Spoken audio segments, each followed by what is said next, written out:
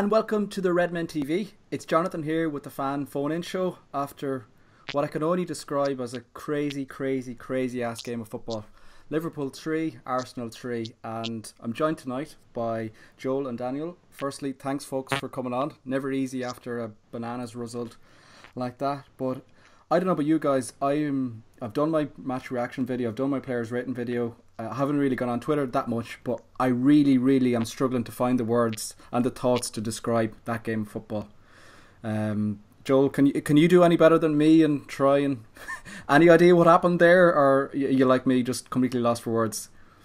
I'll give it a go. I mean, I'm still trying to work it out on myself. We couldn't understand it at the time. I think it's just one of those games. We've had some crazy games this season. Obviously, Sevilla won. I've only just recovered from that a few weeks ago.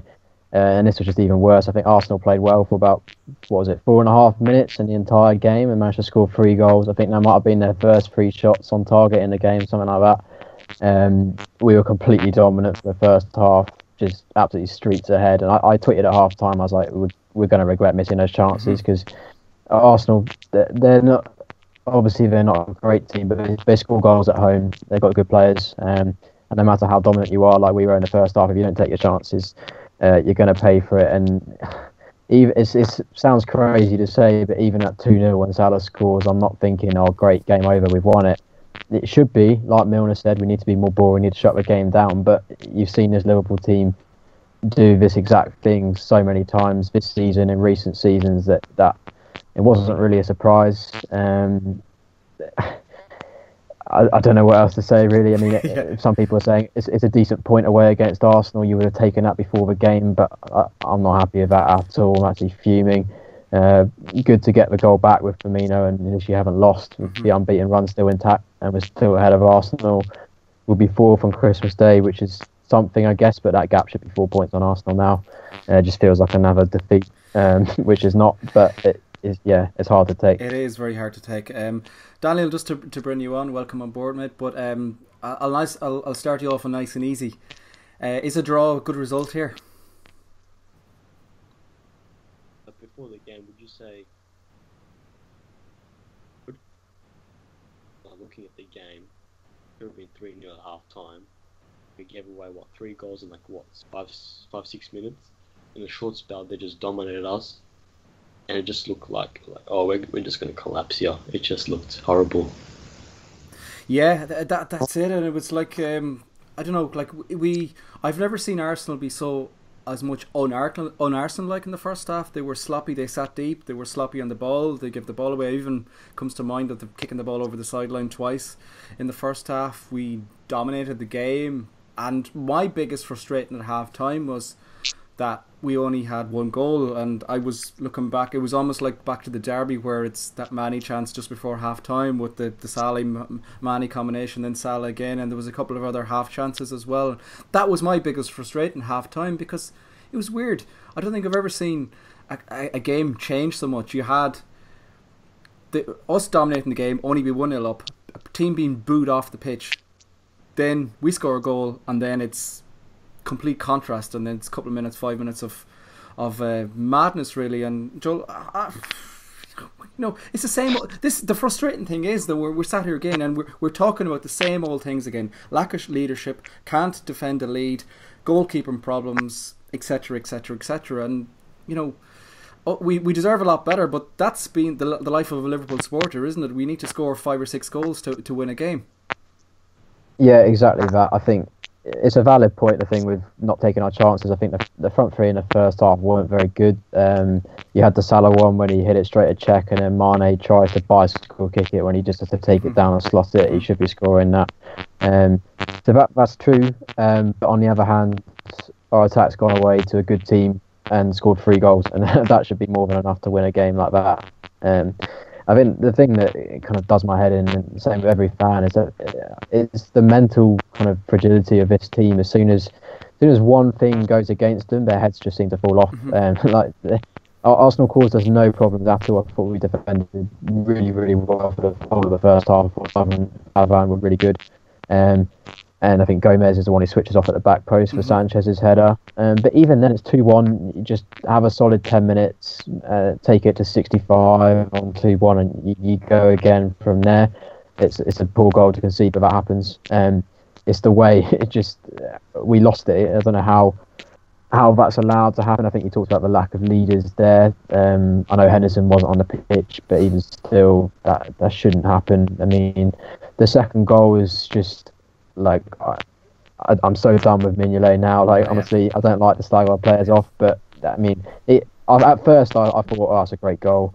You look at it again, it's gone straight at him, and he managed to punch it into the roof of the net. I mean, to be fair, Czech's not only better for Firmino's goal.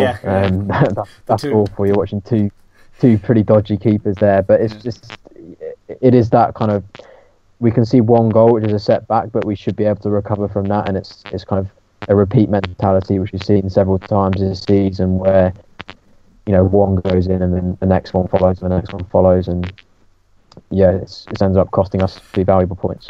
Big time, isn't it? And like, I think the Salah goal, which was a brilliant move after half time, we get through, and I'm like a lunatic. I'm screaming around the place. I'm jumping up and down. It's like, yes, we've eventually got that second goal after all the opportunities we missed in the first half. But then, Daniel, we come in and Gomez falls asleep. He had a very good game up until that, both in an attacking and a defensive mindset. He had a very good game. He falls asleep.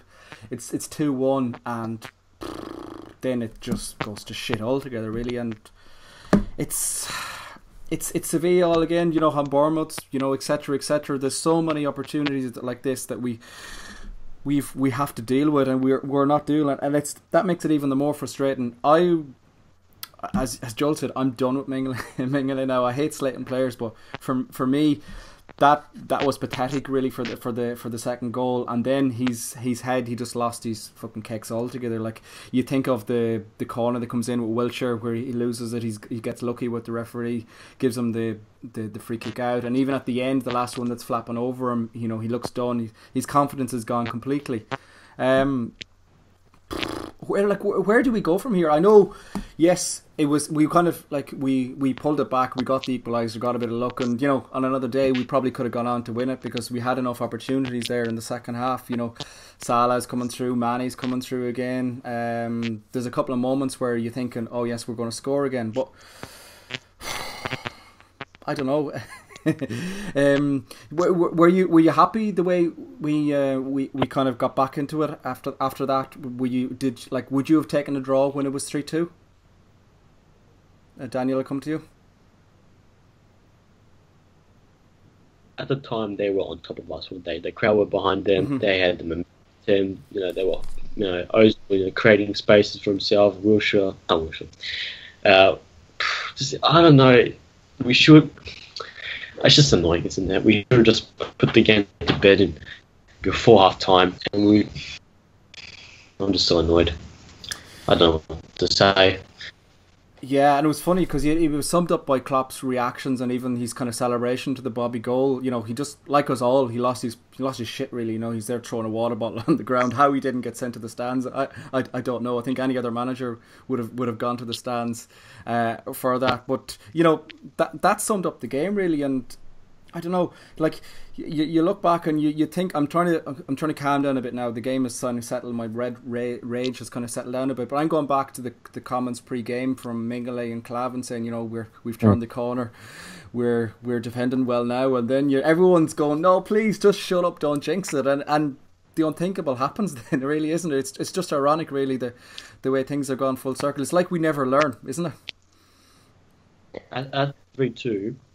And then the cameras went on to Klopp, and you know how he has this nervous smile, and he knows the defense is not good enough. He's trying to turn these all right players into world beaters, but they're not good enough. Time after time, I thought they were solid. Like Glover and Clown, they're all right, but that couple minutes they just went to shitness, didn't they? Yeah, and there's more questions than answers now, really, going into. Even if we try and kind of park the game, which is very difficult to do. Like we're back to the same problems again. The questions of the goalie is going to be answered. Defense, leadership, mentality, etc. It's difficult to know how we go from here. Are you kind of, Joel? Are you going to look? Are you kind of going to look at it the positive point of view now that we've come back, we fought back? Yes, we had the big fuck up, but we came back and we got into the game. We turned around the corner. Is that it settled off for you, or would you worry kind of going into the Swansea game with a new manager and the usual reaction and bounce back that gets? I'm still annoyed now. I'm going to be annoyed for a while about this game until we play Swansea. It's just how it is. I think on the face of it, it's never a good result to draw when you're 2-0 up. But on the face of it, a point against Arsenal, it's not a disaster. It's really annoying, but it's no more than that. And like I say, our league position is okay. I think how we look back on this game will be very much defined what happens in the next few. Of course. Swansea at home next, that has to be 3 points. And to be honest, I'm pretty confident. I know we talk about our defence and we're all furious about it, but they're defending. You can get away with having that defence against teams who hardly have the ball because they don't create a lot of chances. In most of these games this season, at least against bottom half sides, and they don't come much worse than Swansea at the moment. They're having an awful season. We've been really good, and we've been getting the results, and not even just that. We've been putting 3s, 4s, 5 past them and keeping clean sheets. So I think if we can get the 3 points against Swansea, do the same against Leicester. I think the target for kind of the 4 fixtures in this Christmas period. So obviously there's an Arsenal game today, Swansea and Leicester come to Anfield, and then we go to Burnley straight after that. I think 10 points from 12 is kind of what we should be aiming for there. So kind of back it up with 3 wins, which is not really easy, but it's very much doable. We've got squad depth. Lallana didn't even come on today. Oxlade-Chamberlain didn't get a lot of minutes. Wijnaldum didn't start as well. We've got Solanke. Sturridge should be coming back. So, we have lots to take, which a lot of teams won't throughout this period. So I think, everyone's going to be really annoyed right now.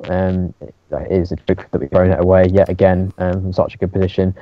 But I think if we can follow it up with a couple of good results, I think we'll be able to look back on it as kind of frustrating, but no disaster. And Arsenal, I think it's worth mentioning, they've got a couple of really nasty games coming up. I think they've got Chelsea away soon, Palace away, which is now one that you look at and think that's pretty difficult as well.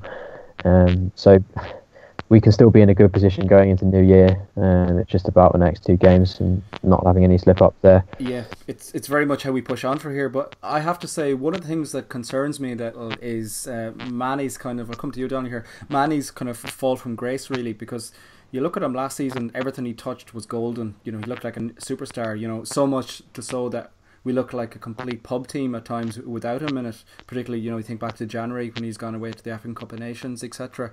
But I don't know, since that red card, it's like, and it's almost like he's overawed with Salah. I thought he was very, very poor again tonight. His touch looks sluggish.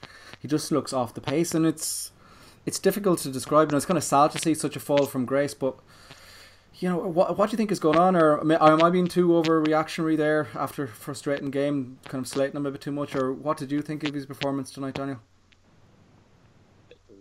Last season, they were like solid. Wasn't playing. This thing happened. When he did come in, it was like, Salah, I'm back. This season, Salah, he's took his chances. Since the red card, he's lost confidence. But not only that, I think he's trying to make things. Probably one of those where he's trying to force it, is it? Yeah, he's trying to force it. And he's trying to make do the best things all the time. But when he needs to keep it simple, a couple passes here and there, keep being a team player, and that's when he's on. And when he's running at defenders or trying to dribble past players, it just, especially that, the overhead kick he tried when Salah missed the right half time.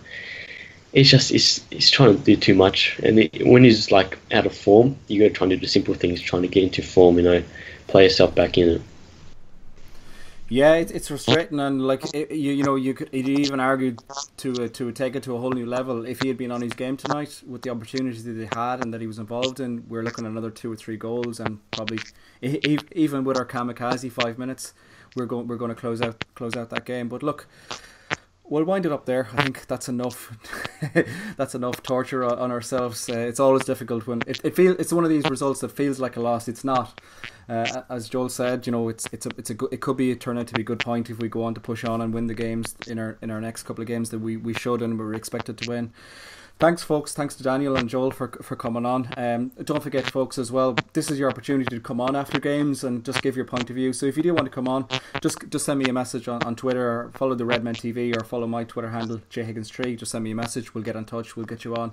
Hopefully, it'll be a bit more of a joyous result than tonight. But there you are, folks. Look, thanks very much to the guys for coming on. Thanks for listening, folks. Make sure you subscribe to the Redmen TV. Give this video a thumbs up. And we will talk to you all very soon. Up the Reds.